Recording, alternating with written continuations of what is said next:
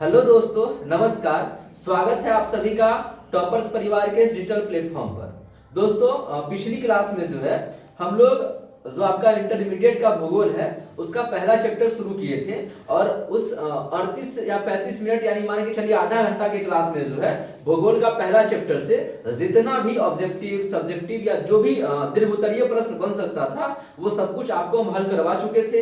तो आज की क्लास में जो है हम लोग जो भूगोल आपका है उस भूगोल का जो दूसरा चैप्टर है जो जनसंख्या से रिलेटेड है उसी को क्या करेंगे, अच्छे तरीके से समझेंगे। ठीक है।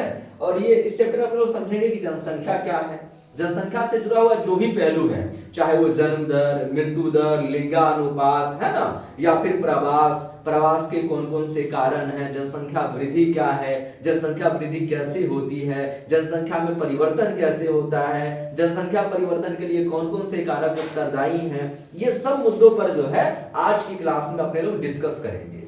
इतना ही नहीं, आज की क्लास जो आप कर लोगे तो मान के चलिए कि आपका अगर इस चैप्टर से कहीं ना कहीं आप अगर ध्यान से देखोगे तो इस चैप्टर से आपको कहीं ना कहीं 3 से 4 जो है वो लघु उत्तरीय प्रश्न यानी short answer type question solve हो जाएंगे। साथ ही साथ आपको हम 3 जो है वो दीर्घ उत्तरीय प्रश्न पढ़ाएंगे, लॉन्ग आंसर टाइप क्वेश्चन पढ़ाएंगे और उस 3 में से आपके एग्जाम में आप मान के चलिए कम से कम 1 और अधिक से अधिक 2 ये दीर्घ उत्तरीय प्रश्न आएंगे ही आएंगे। यानी आप मान के चलिए कि आज की क्लास से आपका 1 दीर्घ उत्तरीय प्रश्न और 2 या 3 जो है वो लघु उत्तरीय प्रश्न सॉल्व हो जाएंगे। इतना ही नहीं, आप ये भी विश्वास रखिए कि बहुत सारे ऑब्जेक्टिव क्वेश्चंस जो है आज की क्लास से आपको देखने को मिलेंगे ही मिलेंगे। तो चलिए आगाज करते हैं आज की क्लास का।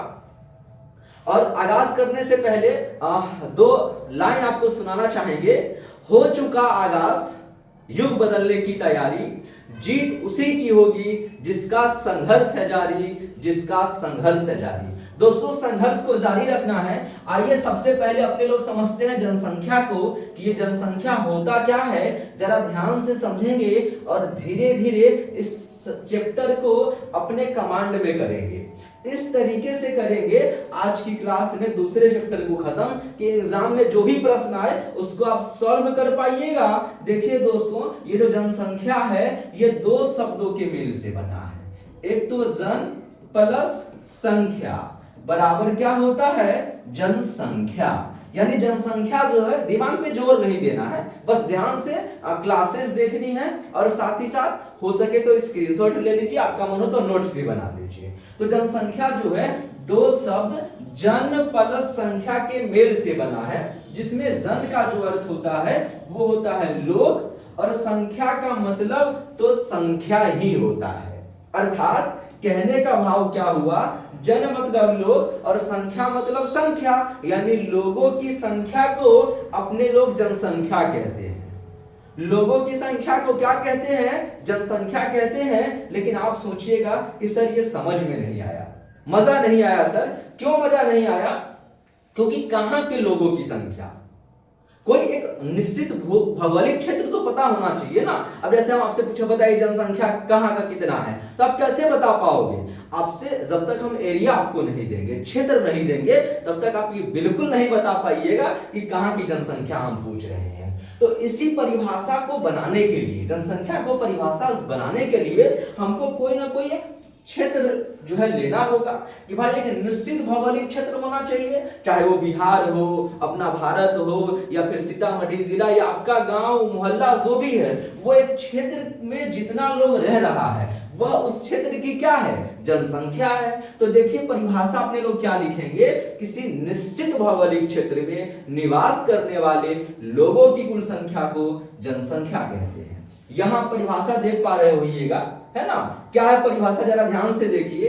परिभाषा हुआ जनसंख्या का क्या, कि किसी निश्चित भौगोलिक क्षेत्र में, है ना, किसी निश्चित भौगोलिक क्षेत्र में निवास करने वाले लोगों की कुल संख्या को क्या बोलते हैं, जनसंख्या कहते हैं। एक निश्चित भौगोलिक क्षेत्र में जितना लोग रह रहा है वह वहां की क्या है, जनसंख्या है। जैसे मान लीजिए आपके गांव में जितने लोग रह रहे हैं 1000, 500, 2000, वो आपके गांव की क्या हुई, जनसंख्या हुई। तो इस तरीके से यदि एग्जाम में जनसंख्या किसे कहते हैं पूछा जाए तो आप आसानी से बना लीजिएगा। आप लोग कमेंट बॉक्स में कमेंट करके बताइए आपको ये क्लास कैसा लग रहा है। यदि आपको अच्छा लग रहा है तो इस क्लास को आप अपने दोस्तों के पास भी शेयर कर सकते हैं। चलिए थोड़ा सा आगे बढ़ते हैं और देखिए आगे आपको जो समझना है वो समझना है जनसंख्या वृद्धि। क्या समझना है सखा? जनसंख्या वृद्धि क्या है, जनसंख्या वृद्धि होता क्या है, तो ध्यान से समझिए। जनसंख्या वृद्धि का मतलब हुआ जनसंख्या में परिवर्तन होना, जनसंख्या में चेंजिंग आना। आप जैसे कल्पना करके देखिए कि आपके गांव में मान लीजिए 1000 लोग रहते हैं, तो आपके गांव की जनसंख्या कितनी हुई? 1000। लेकिन ये भी तो हो सकता है ना कि उसमें से कुछ लोग है ना अपने गांव से दिल्ली चले गए, है ना, या मुंबई चले गए, या फिर पटना चले गए, किसी भी उद्देश्य से, चाहे वो पढ़ाई के लिए हो, रोजगार के लिए हो। तो वैसे स्थिति में आप जहां रहते हैं वहां के जनसंख्या में कुछ तो परिवर्तन आया ना।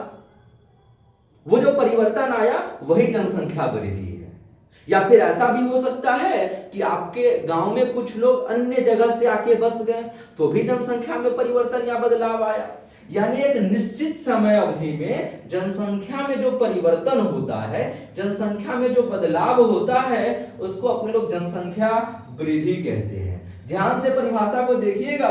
किसी निश्चित समय अवधि में, एक निश्चित टाइम पीरियड में जनसंख्या में होने वाले परिवर्तन या बदलाव को ही जनसंख्या वृद्धि कहा जाता है।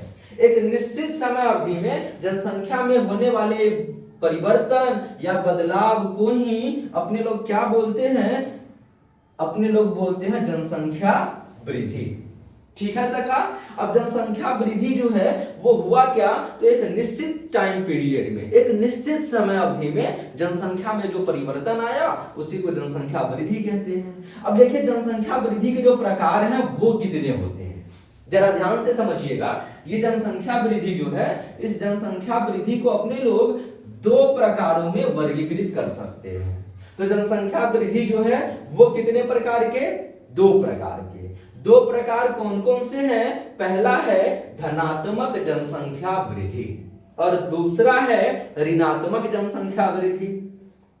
जनसंख्या वृद्धि कितने प्रकार के? मूल रूप से 2 प्रकार के। पहला धनात्मक जनसंख्या वृद्धि, दूसरा ऋणात्मक जनसंख्या वृद्धि। धनात्मक जनसंख्या वृद्धि किसको बोलेंगे? जब जनसंख्या में, है ना, जब कोई व्यक्ति किसी दूसरे स्थान से किसी स्थान पे आ गया और जनसंख्या वहां की बढ़ गई, तो ये जो हुआ वो धनात्मक जनसंख्या वृद्धि हुआ। लेकिन ऐसा भी तो हो सकता है कि कोई व्यक्ति किसी स्थान को छोड़ के चला गया तो जनसंख्या में कमी आई। तो जनसंख्या में जब कमी आई तो उसको ऋणात्मक जनसंख्या वृद्धि कहते हैं। जनसंख्या में परिवर्तन तो हुआ, यदि पॉजिटिव वे में हुआ तो धनात्मक जनसंख्या वृद्धि, यदि ह्रास हुई, कमी हुई तो ऋणात्मक जनसंख्या वृद्धि। तो अभी जो आपको हम बताएं इसमें कि जनसंख्या वृद्धि क्या है और जनसंख्या वृद्धि कितने प्रकार के होते हैं। जनसंख्या वृद्धि क्या है? जनसंख्या वृद्धि 2 प्रकार के होते हैं, धनात्मक जनसंख्या वृद्धि और ऋणात्मक जनसंख्या वृद्धि। आइए थोड़ा सा और आगे चलते हैं और अपने लोग समझते हैं ये जनसंख्या घनत्व या जन घनत्व क्या होता है। आप जरा गौर से सोचिए, क्या आप या हम जहां पे रहते हैं वहां पे जितना जनसंख्या का घनत्व है, क्या प्रत्येक स्थान पे उतना ही लोग रहते हैं क्या? तो आपका जवाब होगा नहीं सर, प्रत्येक जगह जनसंख्या एक समान नहीं है। आप जैसे देखते होइएगा या आपको पता भी होगा कि शहरों में जो है वो जनसंख्या का घनत्व बहुत ज्यादा होता है, तभी तो वहां पे बहुमंजिला इमारतें देखने को मिलती है ना। जैसे 10 मंजिला, 20 मंजिला, 50 मंजिला मकान आपको देखने को मिल जाते हैं। वही अपने गांव में देखते होइएगा कि 2 मंजिल, 3 मंजिल, 4 मंजिल से ज्यादा बड़ी इमारतें कोई नहीं बनाता। क्यों? क्योंकि यहाँ जो है वो स्थानों की कमी नहीं है, जगह की कमी नहीं है, बल्कि लोग ही कम है। यानी जनसंख्या घनत्व या जन घनत्व होता क्या है कि प्रति 1 वर्ग किलोमीटर क्षेत्र में, ध्यान से समझिएगा, है ना, प्रति 1 वर्ग किलोमीटर क्षेत्र में जितना लोग निवास करता है, प्रति 1 वर्ग किलोमीटर क्षेत्र में निवास करने वाले लोगों की संख्या को जनसंख्या घनत्व या उसी को अपने लोग जन घनत्व कहते हैं। प्रति 1 वर्ग किलोमीटर क्षेत्र में निवास करने वाले लोगों की संख्या को जनसंख्या घनत्व या जन घनत्व कहा जाता है। तो उम्मीद करते हैं कि यह परिभाषा भी कई बार एग्जाम में पूछा गया है। यदि 2026 के एग्जाम में पूछा जाए तो आप वहां पे अच्छे से बना पाओगे, लिख पाओगे, है कि नहीं। यदि यहां तक आपको क्लास समझ में आ रहा है तो आप वीडियो को लाइक कर सकते हैं। जो भी आपके मन में कोई क्वेश्चंस हो तो आप हमसे बेहिचक पूछ भी सकते हैं। ध्यान से सुनिएगा।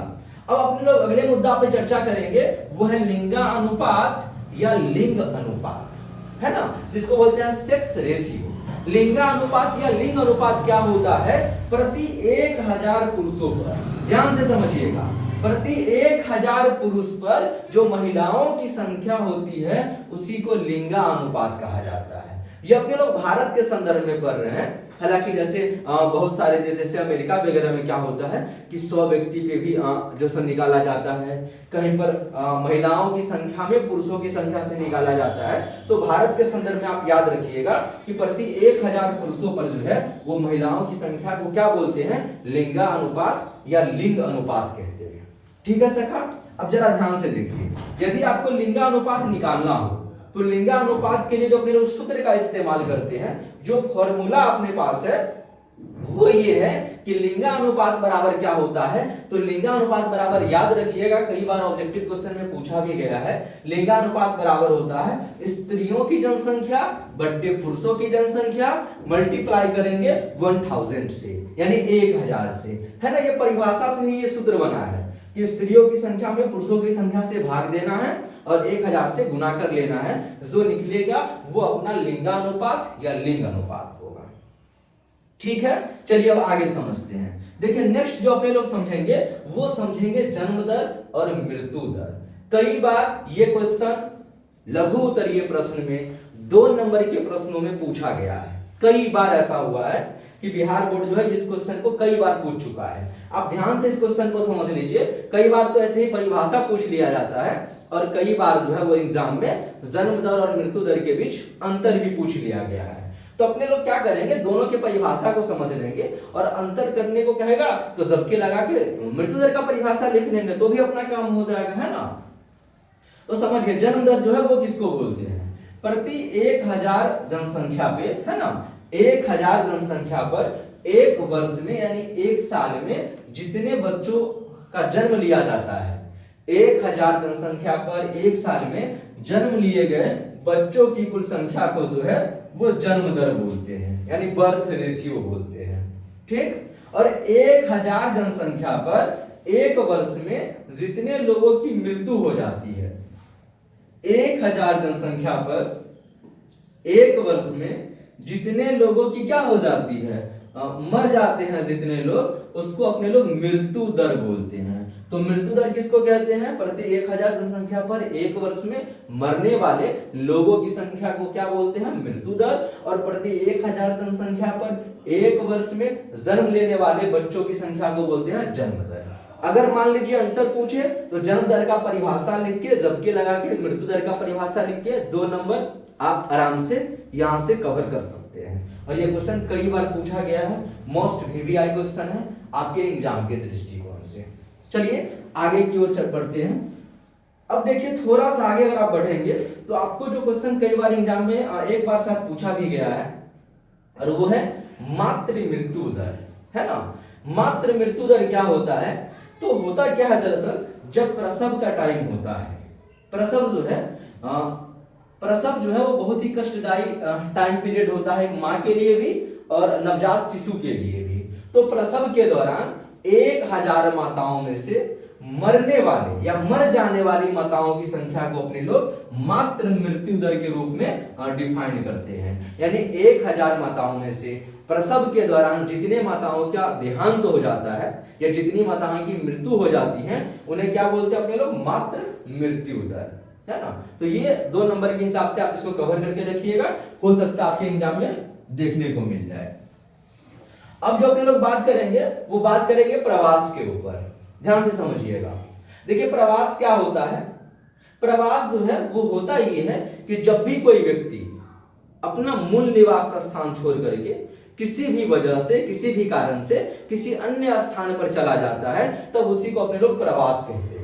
यानी जनसंख्या का अपना मूल निवास स्थान छोड़कर किसी दूसरे स्थान पर चला जाना ही क्या कहलाता है, प्रवास कहलाता है।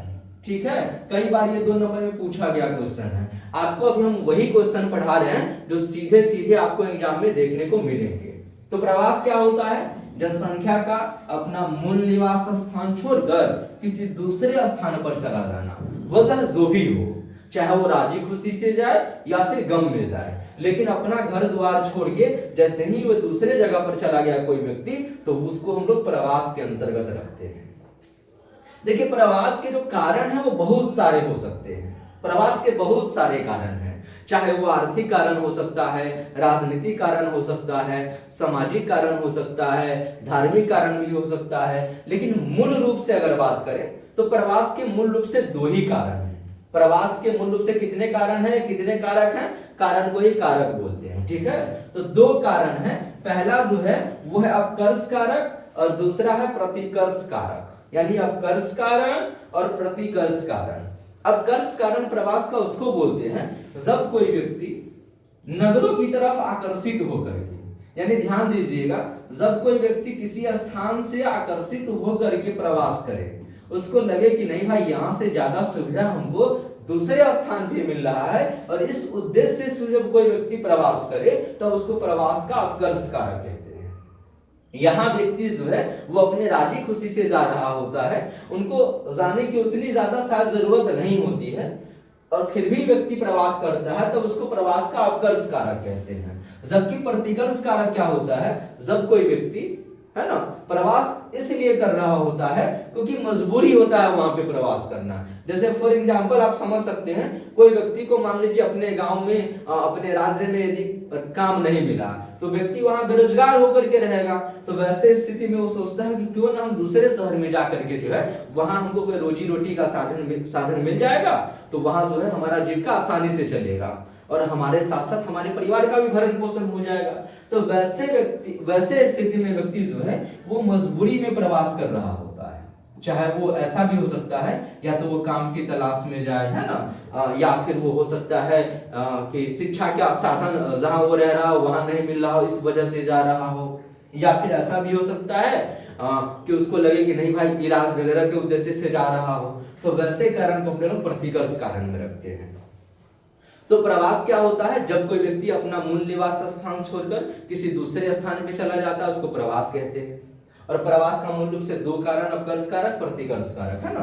आप इसका स्क्रीनशॉट भी लेते चलिएगा, है कि नहीं तो फिर आप मान लीजिए अगर नोट्स नहीं बना रहे हैं लगे हाथ, तो आप स्क्रीनशॉट लेकर के इसको रख लीजिए, ताकि आप एग्जाम के टाइम पे जो है जल्दी जल्दी इसका रिवीजन भी कर पाइएगा। हम थोड़ा साइड भी हो गए हैं, आप इसका स्क्रीनशॉट ले लीजिए, फिर हम लोग आगे बढ़ते हैं। स्क्रीनशॉट ले लिए होइएगा। चलिए आगे बढ़ते अपने लोग। अब देखिए अपने समझेंगे प्रवास के प्रकार, है ना। प्रवास जो है वो कितने प्रकार के होते हैं। तो प्रवास जो है ना वो बहुत सारे प्रकार के होते हैं, बहुत सारे प्रकार के। दैनिक प्रवास, है ना, वार्षिक प्रवास, बहुत सारा प्रवास का जो है सो प्रकार है। लेकिन आप मूल रूप से अगर देखोगे तो प्रवास का आपको 2 प्रकार देखने को मिलता है। एक को बोलते हैं आप्रवास और दूसरा को बोलते हैं उत्प्रवास। ये आप्रवास क्या होता है ध्यान से समझिएगा। आप्रवास देखिए नाम से ही स्पष्ट हो जाता है, आ मतलब आना। जब कोई व्यक्ति कहीं पे आ रहा होता है तो उसको बोलते हैं आप्रवास। जैसे मान लीजिए आप जहां रह रहे हैं वहां कोई व्यक्ति किसी स्थान से आया तो उसको अपने लोग बोलेंगे आप्रवास। और जब कोई व्यक्ति किसी स्थान से किसी अन्य स्थान पे जाता है तो वहां के लिए उसको हम लोग बोलते हैं उत्प्रवास। उत्प्रवास में व्यक्ति क्या करता है, जाता है।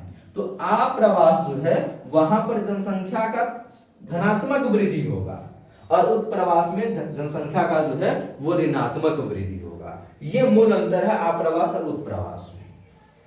तो प्रवास में आपको इतना ही पढ़ना था। एक तो प्रवास क्या होता है, प्रवास के जो मूल रूप से 2 कारण हैं, चाहे वो अपकर्ष कारक हो या प्रतिकर्ष कारक हो। और प्रवास के जो 2 प्रकार हैं आप्रवास और उत्प्रवास। इतना यदि आप प्रवास में कर लेते हैं तो मान के चलिए कि आपका जो है प्रवास से कोई क्वेश्चन गलत नहीं होगा, ठीक है।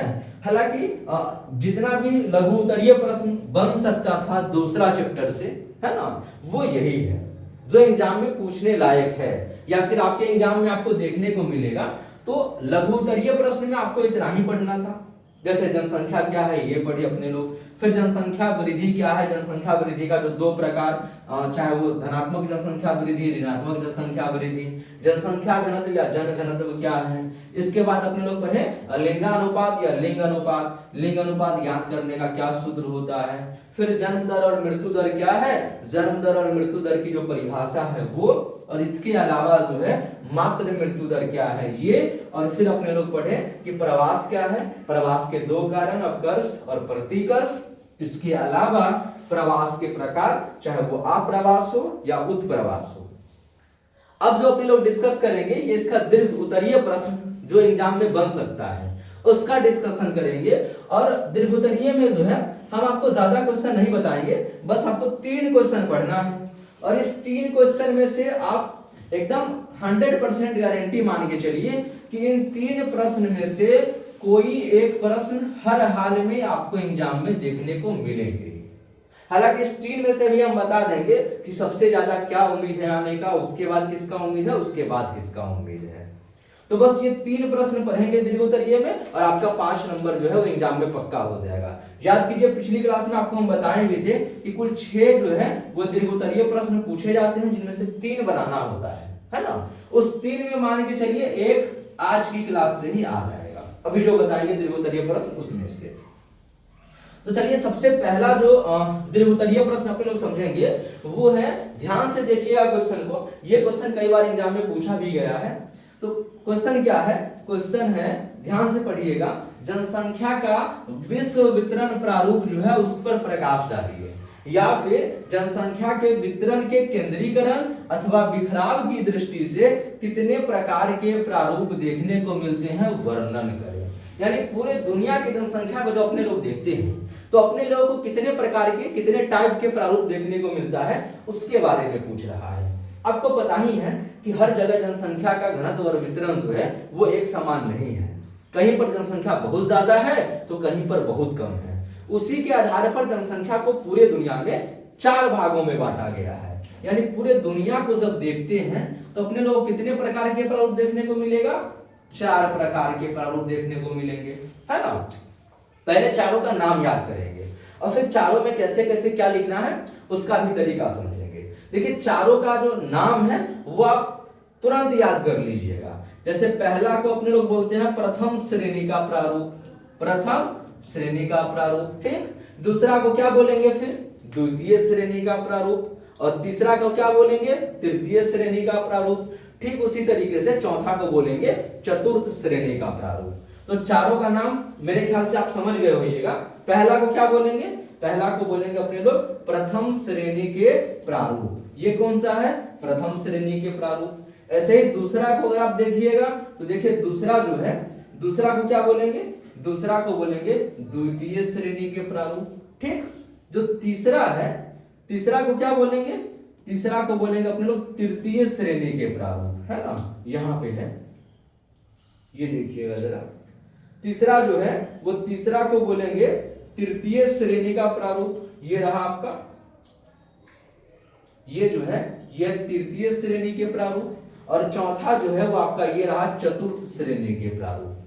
तो पूरे विश्व के जनसंख्या के घनत्व एवं वितरण को देखने पर विश्व में कितने प्रकार के प्रारूप देखने को मिलते हैं, 4 प्रकार के। पहला को प्रथम श्रेणी का प्रारूप बोलेंगे, दूसरा को द्वितीय श्रेणी का प्रारूप बोलेंगे, और तीसरा को तृतीय श्रेणी का, चौथा को चतुर्थ श्रेणी का। ध्यान से समझिएगा, प्रथम श्रेणी के प्रारूप में वो प्रदेश आएंगे जिसमें जनसंख्या के घने कुंज मिलेंगे। घने कुंज मिलने का क्या मतलब हुआ, घने कुंज मिलने का मतलब ये हुआ कि वहां पर जो है वो जनसंख्या का घनत्व बहुत ज्यादा होगा, वहां पर जो है वो सघन बस्तियां देखने को मिलेगी। एग्जाम्पल के लिए आप जो है वो पूर्वी एशिया क्षेत्र है ना, दक्षिणी पूर्वी एशिया क्षेत्र, या फिर पश्चिमी यूरोप, या फिर रूस का जो दक्षिण पश्चिम भाग है, इस सब को आप इसके एग्जाम्पल में जो है वो पुट कर सकते हैं। यानी जनसंख्या जहां बहुत ज्यादा हो, जहां बहुत ही सघन जनसंख्या होगी, उसको बोलते हैं प्रथम श्रेणी के प्रारूप। दूसरा जो है वो है द्वितीय श्रेणी के प्रारूप। द्वितीय श्रेणी के प्रारूप में हम लोग मध्यम जनसंख्या वाले क्षेत्र को शामिल करते हैं, जहां पर जनसंख्या ना तो बहुत ज्यादा है और ना ही बहुत ही कम है, यानी जहां पर जो है आपको मध्यम श्रेणी का प्रारूप मिलेगा। यहाँ जो है गलती से माध्यम हो गया है, ये आप ध्यान दीजिएगा, ये मध्यम है ना, इसको मिटा ही देते हैं। तो ये जो है ना मध्यम है, क्या है, मध्यम जनसंख्या वाले क्षेत्र को हम लोग शामिल करते हैं। इन क्षेत्रों में भौतिक और मानवीय दशाएं जो है अपेक्षाकृत क्या होता है, कम उपयुक्त होता है। किसके तुलना में, प्रथम श्रेणी के तुलना में जो है यहाँ पर कम उपयुक्त होता है। इसके अंतर्गत जो एग्जाम्पल देंगे वो यूरोप का भूमध्य सागर का क्षेत्र हो गया, या फिर पुर्तगाल वगैरह, या फिर फ्रांस, इटली, ये सब जो है वो द्वितीय श्रेणी के अंतर्गत आता है। तृतीय श्रेणी में आप अगर देखेंगे तो तृतीय श्रेणी में वो क्षेत्र आता है जहां जनसंख्या का जो घनत्व होता है वो कम देखने को मिलता है। क्यों कम देखने को मिलता है, क्योंकि यहाँ जो है वो द्वितीय श्रेणी से भी कम जो है वो कम जो है जलवायु अच्छा होता है। इस श्रेणी में वे क्षेत्र शामिल होते हैं जहां पर जनसंख्या का अल्प जमाव मिलेगा। अल्प मतलब कम जमाव मिलेगा, बहुत ज्यादा जनसंख्या नहीं होगा, कम जनसंख्या होगा, है ना। क्योंकि यहाँ की जो जलवायु होती है, मिट्टी होती है, या जल आपूर्ति जो होता है वो उतना अच्छा नहीं होता है, या फिर वहां पर जो है वो आर्थिक संसाधन का भी अभाव देखने को मिल सकता है। इसके अंतर्गत हम लोग किस क्षेत्र को शामिल करते हैं, जैसे विषुवतीय रेखीय वाला जो भाग है वो सब इसके अंतर्गत शामिल होता है। ठीक, अब जो आपका लास्ट पॉइंट है इस क्वेश्चन में वो है चतुर्थ श्रेणी के प्रारूप।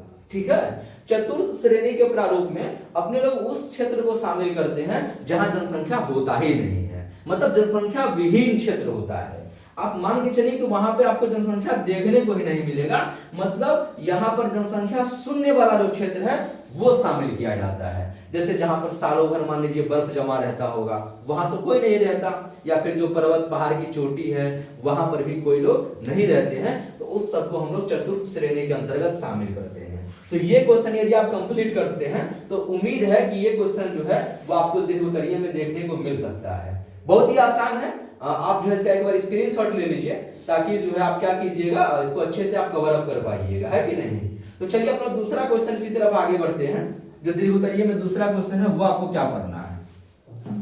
देखिए दूसरा क्वेश्चन जो आपको पढ़ना है वो पढ़ना है जनसंख्या संक्रमण सिद्धांत क्या है वो बताइए, या फिर जनसंख्या संक्रमण सिद्धांत क्या होता है ये आपसे पूछ रहा है। जनसंख्या संक्रमण सिद्धांत को ही ना अपने लोग जननांकीय संक्रमण सिद्धांत भी कहते हैं। ठीक है, ये क्या होता है, इसकी कौन कौन सी अवस्थाएं हैं, ये सब समझेंगे इस क्वेश्चन में। ये क्वेश्चन तो हालांकि कई बार 2 नंबर में भी पूछा गया है और कई बार जो है वो 5 नंबर में भी पूछा गया है। तो चलिए ध्यान से समझिएगा, ये जो जनसंख्या संक्रमण सिद्धांत है वो होता क्या है। देखिए जरा ध्यान से देखिए, अपने लोग अच्छे से समझने की कोशिश करेंगे, है ना। देखिए जनसंख्या संक्रमण सिद्धांत जो है वो है क्या, ध्यान से देखिएगा। जनसंख्या संक्रमण सिद्धांत जो है वो जनसंख्या का जो है वो सबसे नया सिद्धांत है। जनसंख्या संक्रमण सिद्धांत जनसंख्या का क्या है, सबसे नया सिद्धांत है। इस सिद्धांत के द्वारा इस बात को बताने का प्रयास किया गया है कि किसी देश की जनसंख्या जो है उसके सामाजिक, आर्थिक और सांस्कृतिक विकास के स्तर को क्या करता है, स्तर को जो है निर्धारित करती है। मतलब यह सिद्धांत बताता है कि पिछड़ी देश की तुलना में विकसित देश में जनसंख्या वृद्धि की जो प्रवृत्ति होती है वो कम होती है। इसी को लोग जनसंख्या चक्र या फिर जननांकीय संक्रमण सिद्धांत भी कहते हैं। इस सिद्धांत को जो दिया गया था सर्वप्रथम 1929 ईस्वी में W.S. थॉमसन साहब के द्वारा दिया गया था। हालांकि बाद में इस सिद्धांत में कुछ त्रुटि दिखाई दी, तो उस त्रुटि को हटाने के लिए उसका संशोधन भी जो है 1945 ईस्वी में फ्रैंक डब्ल्यू नोटेस्टी नाम के जो विद्वान थे उन्होंने जो है 1945 ईस्वी में जनसंख्या संक्रमण सिद्धांत में नोटेस्टी जी क्या किए थे, संशोधन किए थे। कब किए थे संशोधन, 1945 ईस्वी में। जनसंख्या संक्रमण सिद्धांत दिया कब गया था, 1929 ईस्वी में। देने वाले कौन थे, W.S. थॉमसन, और संशोधन किसने किया, फ्रैंक डब्ल्यू नोटेस्टी। याद रखिएगा नाम इनका, हो सकता है ऑब्जेक्टिव में पूछा जाए। यह सिद्धांत जो है जनसंख्या परिवर्तन के इतिहास को बताता है। देखिए नोटेस्टीन साहब जो है इसकी 3 अवस्थाएं बताएं। नोटेस्टीन साहब का मानना था कि जनसंख्या संक्रमण सिद्धांत की 3 अवस्थाएं हैं, जबकि सीपी ब्लेकर नाम के एक विद्वान हुए, उन्होंने इनकी 5 अवस्थाएं बताई हैं। तो आपने लोग क्या करेंगे ना, इस पांचों अवस्थाओं को कम से कम नाम उसका जरूर याद रखेंगे, ताकि एग्जाम में जब पूछा जाए दीर्घ उत्तरीय प्रश्न में 5 नंबर वाले क्वेश्चन में, तो वहां आपके पास कंटेंट होगा, तभी तो आप लिख पाइएगा ना। तो देखिए जो 5 अवस्थाएं दी गई वो कौन कौन था। सबसे पहला अवस्था था उच्च अचल अवस्था, है ना। ये उच्च अचल अवस्था का मतलब ये हुआ कि इसमें हम लोग उस देश को शामिल करेंगे जहां जन्म दर भी बहुत ज्यादा था और मृत्यु दर भी जो है वो बहुत ज्यादा था। यानी जन्म दर भी ज्यादा था और मृत्यु दर जो है वो भी ज्यादा था, है ना। जन्म दर ये बहुत ज्यादा और मृत्यु दर भी क्या था, बहुत ज्यादा। आपके मन में होगा क्यों बहुत ज्यादा था। आप सोच के देखिए, जिस समय उतना मेडिकल का विकास नहीं हुआ था तो लोगों को पता नहीं था ना कि भाई कैसे करके हम लोग मृत्यु दर को कम कर सकते हैं, क्योंकि उस समय उतना मेडिसिन वगैरह था नहीं। तो प्रसव के टाइम पे बहुत सारे बच्चों का या लोगों का मृत्यु भी हो जाता था, और अपने लोग जो है उस समय जो जन्म भी बच्चे का बहुत ज्यादा होता था, तो इस वजह से उस टाइम पे जन्म दर मृत्यु दर दोनों बहुत ज्यादा हुआ करता था, इसीलिए इसको उच्च अचल अवस्था कहते हैं। ठीक है। दूसरा है प्रारंभिक वृद्धि वाली अवस्था। इसके अंतर्गत वे देश को हम लोग शामिल करते हैं जहां जन्म दर तो अधिक था, किंतु स्वास्थ्य वगैरह का सुविधा जब बढ़ गया तो मृत्यु दर धीरे धीरे कम होने लगा। यानी यहाँ पर जनसंख्या में थोड़ा क्या होगा, वृद्धि होगा प्रारंभिक रूप से। क्यों वृद्धि हुआ, क्योंकि जन्म दर जो है वो उच्च था, लेकिन मृत्यु दर में क्या हो रहा था, धीरे धीरे कमी आ रहा था। तो स्वाभाविक बात है कि प्रारंभिक रूप से जनसंख्या वहां की क्या हो रही थी, बढ़ रही थी। ठीक उसी तरीके से आप तीसरा पॉइंट यदि देखिएगा, है ना, तो तीसरा पॉइंट यहां आपको दिखेगा, ये रहा जो है तीसरा पॉइंट आपके पास।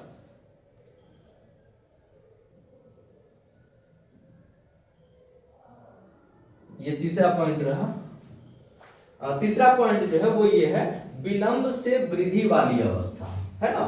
विलंब से वृद्धि वाली अवस्था में क्या हुआ कि मुख्य रूप से जन्म और मृत्यु दर में दोनों में कमी आया।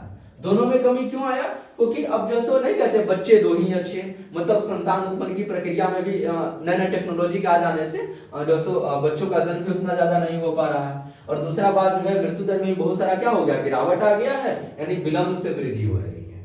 ठीक। और चौथा पॉइंट जो था वो है आपका निम्न अचल अवस्था। इसमें क्या हुआ, उस देश को हम लोग शामिल करते हैं जहां जन्म दर और मृत्यु दर दोनों ही क्या हो गई, कम हो गई। यानी जन्म दर मृत्यु दर दोनों बहुत ज्यादा गिरावट आने लगा। और सबसे पांचवा पॉइंट, लास्ट पॉइंट आपका है ह्रास होती हुई अवस्था। इसमें हम लोग उस देश को शामिल करते हैं जहां मृत्यु दर तो बहुत ज्यादा है ही और जन्म दर बहुत कम है, यानी जनसंख्या वहां की धीरे धीरे जो है वो घट रही है, यानी ह्रास होती हुई अवस्था है। तो इस तरीके से जनसंख्या संक्रमण सिद्धांत को आप अच्छे से कवर कर लीजिएगा, और आप मान के चलिए कि आपका 5 नंबर का जो क्वेश्चन है वो यहां से तैयार हो जाएगा। अब इस चैप्टर का लास्ट जो है वो दीर्घोत्तरीय प्रश्न बचा है, इस क्वेश्चन को समझेंगे और आज की क्लास को जो है खत्म करेंगे। देखिए क्वेश्चन क्या है, क्वेश्चन कह रहा है जनसंख्या के वितरण अथवा घनत्व को प्रभावित करने वाले कौन कौन से कारक है स्पष्ट करें। ये क्वेश्चन को एग्जाम में आने का सबसे ज्यादा चांस होता है, यानी मान के चलिए इस 3 में से कोई एक क्वेश्चन को आने का सबसे ज्यादा उम्मीद है तो ये यही क्वेश्चन है। अब ध्यान से समझिए, जनसंख्या के घनत्व और वितरण को प्रभावित करने वाले कौन कौन कारक हैं। तो जनसंख्या के घनत्व और वितरण जो है वो सभी जगह एक समान तो होता नहीं है, कहीं पर बहुत ज्यादा जनसंख्या है तो कहीं पर बहुत ही कम जनसंख्या है। क्यों कम है, क्यों ज्यादा है, इसी को अपने लोग बोलते हैं प्रभावित करने वाले कारक, है ना। तो जनसंख्या के घनत्व और वितरण को प्रभावित करने वाले एक कारक नहीं है, बहुत सारे कारक हैं। पहला जैसे हम लोग भौतिक कारक को ले रहे हैं, और भौतिक कारक में कौन कौन से कारक है वो समझेंगे। जैसे भौतिक कारक में सबसे पहला है जलवायु।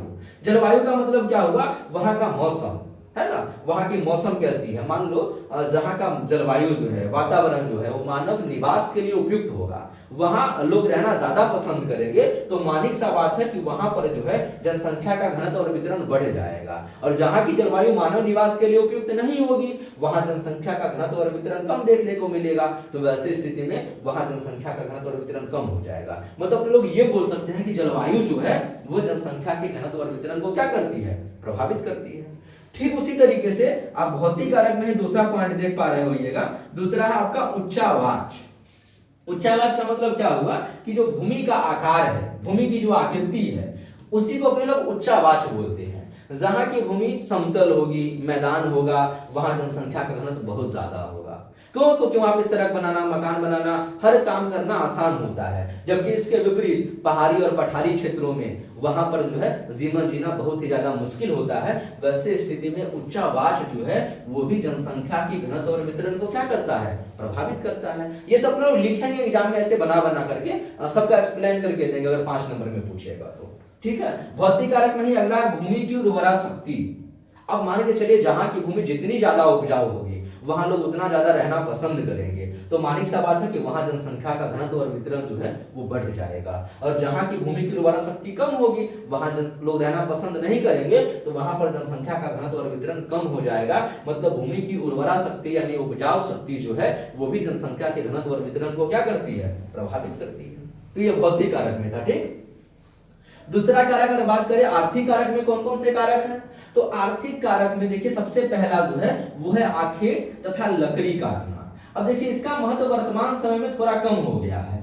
क्यों? क्योंकि अब जो है वो बहुत कम ही आदिवासी ऐसे बचे हैं जो आखेट या लकड़ी काटने पे उनके जीविका का आधार बचा हुआ है। आखेट का मतलब होता है शिकार करना, और लकड़ी काटना तो आप समझ ही रहे हैं।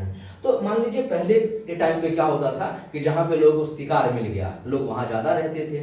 जहां पे लकड़ी वकड़ी मिल गया वहां लोग ज्यादा रहना पसंद करते थे। वर्तमान समय में उसकी उपयोगिता थोड़ा कम हुआ है, लेकिन आखेट और लकड़ी काटना भी जो है वो जनसंख्या के घनत्व और वितरण को कहीं ना कहीं प्रभावित करती है। दूसरा बात करें पशुपालन का। अब जहां पे पशुपालन करना थोड़ा सा आसान होगा, पशुओं के अनुकूल अगर मौसम होगा, तो वहां पर भी लोगों का जो है जनसंख्या का घनत्व जो है बढ़ जाएगा। और जहां पशुपालन अनुकूल नहीं होगा, प्रतिकूल होगा, वहां जनसंख्या का घनत्व और वितरण जो है वो कम हो जाएगा। कृषि, अब जहां की भूमि, वही कृषि वाली जो बात बताया उससे आप इसको रिलेट कर सकते हैं। खनन एवं उद्योग, जहां पर उद्योग धंधा बहुत ज्यादा होगा, है ना, वहां पर जनसंख्या का वितरण घनत्व ज्यादा देखने को मिलेगा। क्यों? क्योंकि जहां पर उद्योग धंधा ज्यादा होगा तो स्वाभाविक बात है कि वहां पर उनको रोजगार के भी अवसर मिलेंगे, और लोग जो है रोजगार की तलाश में भी वहां जाएंगे, तो वहां जनसंख्या का घनत्व और वितरण जो है बढ़ जाएगा। जहां उद्योग धंधा कम होगा वहां लोग रहना पसंद नहीं करेंगे क्योंकि उनको रोजगार मिलेगा नहीं, तो वहां पर जनसंख्या का घनत्व और वितरण कम हो जाएगा, है ना। आगे आप देखिए जैसे आवागमन, है ना, आवागमन एवं संचार के साधन की सुविधा। आवागमन को आप परिवहन से जोड़ सकते हैं, जहां की सड़कें अच्छी होंगी, है ना, रेल मार्ग अच्छा खासा होगा, वहां लोग रहना ज्यादा पसंद करेंगे, तो वहां पर जनसंख्या का घनत्व और वितरण बहुत ज्यादा हो जाएगा। जहां आवागमन की सुविधा उतनी अच्छी नहीं होगी वहां जनसंख्या का घनत्व और वितरण कम हो जाएगा। संचार के साधन भी जनसंख्या के घनत्व वितरण को प्रभावित करता है कि नहीं? ये सुविधा है, अब ब मत समझिए, गलती से टाइप हो गया है ना, सुविधा वो है। ठीक है, और लास्ट पॉइंट आप देखना सामाजिक कारक। जहां का समाज जितना सभ्य होगा, जितना अच्छा होगा, वहां जनसंख्या का घनत्व और वितरण जो है वो उतना ही ज्यादा देखने को मिलेगा। जबकि इसके विपरीत जहां का समाज जितना मतलब सभ्य नहीं होगा वहां जनसंख्या का घनत्व और वितरण कम देखने को मिलेगा। तो इस तरीके से आपका जो 12th का भूगोल का जो सेकंड चैप्टर था वो यहीं समाप्त होता है, और आज की क्लास भी हम लोग यहीं पे समाप्त करेंगे। आप लोग जो है अपनी तैयारी को एकदम अच्छे से करते रहिएगा। तो मिलेंगे आपसे नेक्स्ट क्लास में, तब तक के लिए have a nice day, take care, bye bye.